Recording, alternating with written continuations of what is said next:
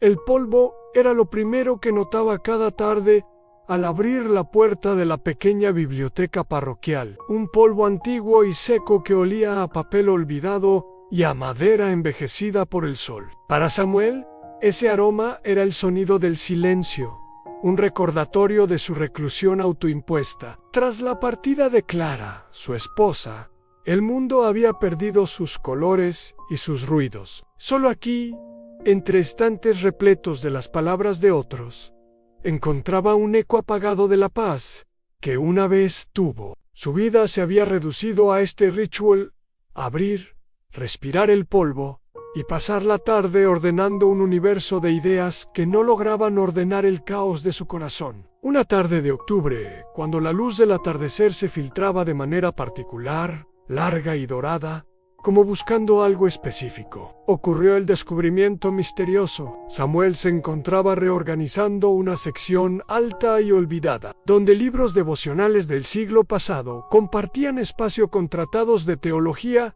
cuya encuadernación se deshacía al tacto. Su mano, al pasar sobre un lomo particularmente gastado de cuero marrón, no encontró título alguno. No había letras doradas, ni siquiera raspadas, solo la piel suave de una cubierta completamente lisa. Intrigado, lo deslizó hacia afuera con cuidado. Era más liviano de lo que aparentaba. Al abrirlo, su sorpresa fue absoluta. Las páginas estaban impecablemente blancas. No una, sino todas. Un libro vacío, colocado entre las palabras de tantos sabios y poetas. Una punzada de decepción, mezclada con la curiosidad de un bibliotecario, lo llevó a hojearlo completo. Nada, solo el crujido suave del papel de alta calidad bajo sus dedos. Con un suspiro que era más por Clara que por el libro, lo dejó sobre su mesa de trabajo, un objeto sin propósito, tan vacío como se sentía él.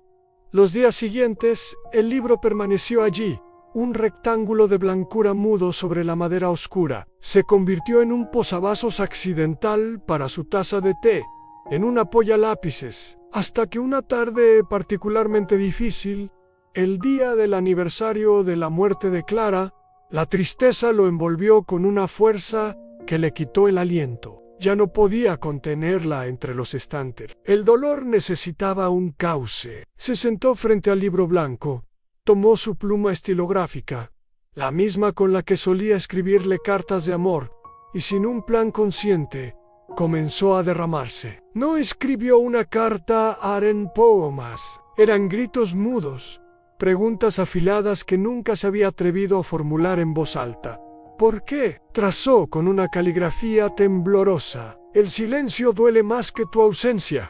¿Dónde estás? ¿Por qué este vacío? Las lágrimas cayeron sobre la página, emborronando ligeramente la tinta azul, manchas de sal y dolor que se mezclaban con las palabras.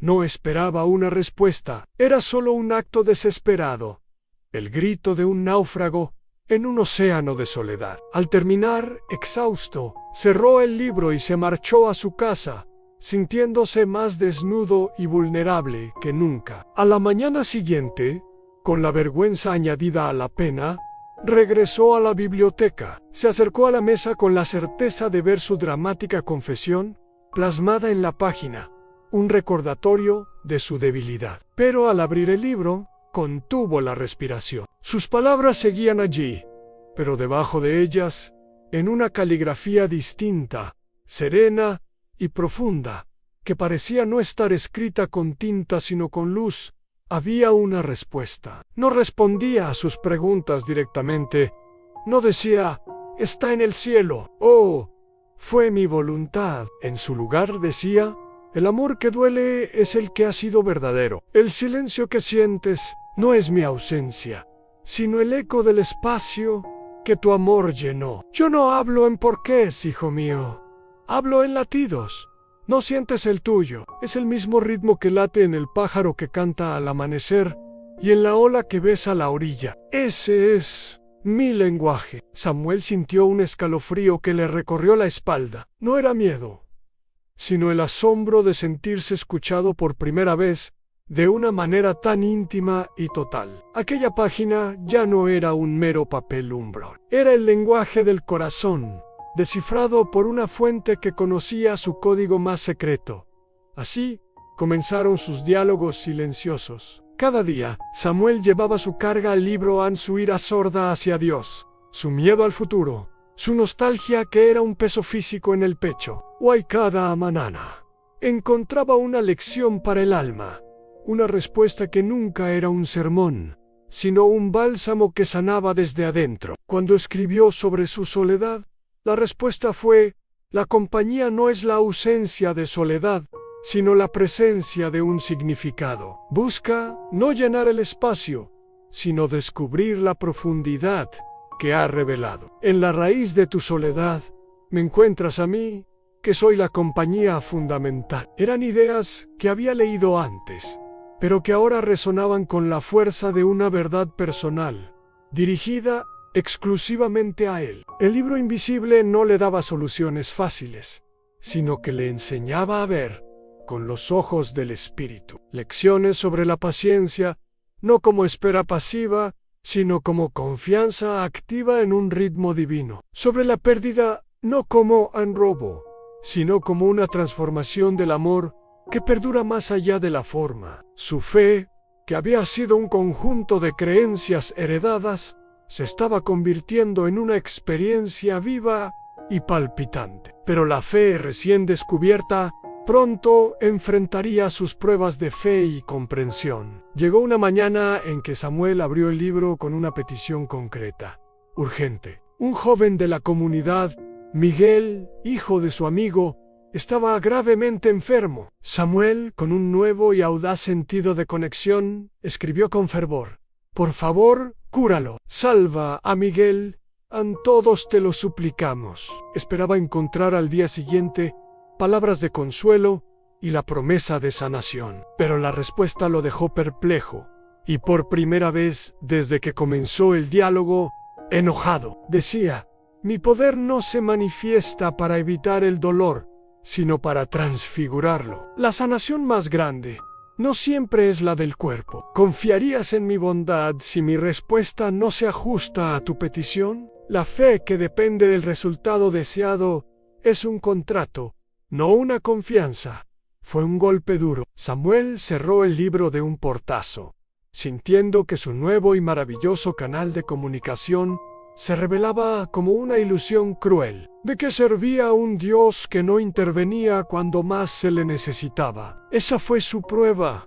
Durante 3 días no se acercó a la biblioteca. La duda y la vieja amargura regresaron con fuerza. Fue en medio de esa tormenta interior, mientras ayudaba a su amigo y a la familia de Miguel, que comenzó a entender. Vio la fe serena de los padres del muchacho, que oraban no exigiendo un milagro, sino pidiendo fuerza y aceptación. Vio cómo la comunidad se unía, tejiendo una red de apoyo tangible con comidas, abrazos y presencia silenciosa. Y en medio de ese dolor compartido, Samuel vislumbró una fracción de la respuesta del libro. El verdadero milagro no era la ausencia de enfermedad, sino la presencia de un amor que se hacía carne en la comunidad. Cuando Miguel, débil pero estable, comenzó a recuperarse, Samuel supo que la sanación había sido múltiple en física para el joven y espiritual para todos los que rodeaban su cama. Regresó al libro con el corazón humilde y abrió la página en blanco. Escribió solo 2 palabras: comprendo, gracias. La respuesta que apareció fue la más corta y poderosa de todas. Ahora hablamos el mismo idioma. Esa comprensión marcó el inicio de una transformación y conexión universal. Samuel ya no era el hombre roto que se escondía entre libros polvorientos. Una luz nueva brillaba en sus ojos, una paz que no dependía de las circunstancias. Comenzó a notar cosas que antes pasaban desapercibidas. La ansiedad en los ojos de una joven madre que venía a la biblioteca. La carga en los hombros de un hombre desempleado que leía el periódico día tras día. Y sin decir una palabra sobre el libro invisible, empezó a actuar desde lo que había aprendido. Se acercaba, ofrecía un café Escuchaba, su presencia misma, tranquila y atenta, se convirtió en un reflejo de aquellas respuestas serenas. No daba consejos, ofrecía compañía. No citaba versículos, compartía su propia lucha, y en esos encuentros sucedía algo extraordinario. Las personas se abrían, encontraban consuelo, y a menudo le decían: no sé por qué, pero al hablar contigo, siento una esperanza que no sentía antes. San Samuel lo sabía. Era el mismo lenguaje del corazón, el mismo amor que había recibido, fluyendo ahora a través de él. Se había convertido en una página en blanco, donde otros podían escribir sus penas, y su vida, transformada, era la respuesta silenciosa que Dios daba a través de sus acciones. El libro invisible seguía en su mesa, y ocasionalmente Samuel aún escribía en él, pero ya no para cuestionar, sino para agradecer, para alabar, para mantener viva la conversación más importante de su vida. Un día, un niño de la catequesis, curioso, señaló el libro y preguntó: ¿y ese por qué no tiene título? Samuel lo tomó entre sus manos, sintiendo su peso familiar, y sonrió. Porque su título, dijo suavemente, no se lee con los ojos, sino que se siente aquí, y se llevó la mano al pecho. Es el único libro cuyo autor eres tú, y cuyo editor es Dios. Responde cuando el alma aprende a formular la pregunta correcta, que nunca es un por qué, sino un confío. El niño lo miró con ojos grandes, sin entender del todo, pero asintió seriamente, captando la verdad profunda en el tono de voz de Samuel. El verdadero milagro no había sido el libro en sí, sino la apertura de un canal de comunicación que siempre había estado allí, sordo por el ruido de la razón y el dolor. Samuel había aprendido que Dios no habla solo en templos o en textos sagrados, sino en el silencio consentido de un corazón que se abre. Su dolor no había desaparecido, pero había sido transfigurado. Ya no era una losa que lo inmovilizaba,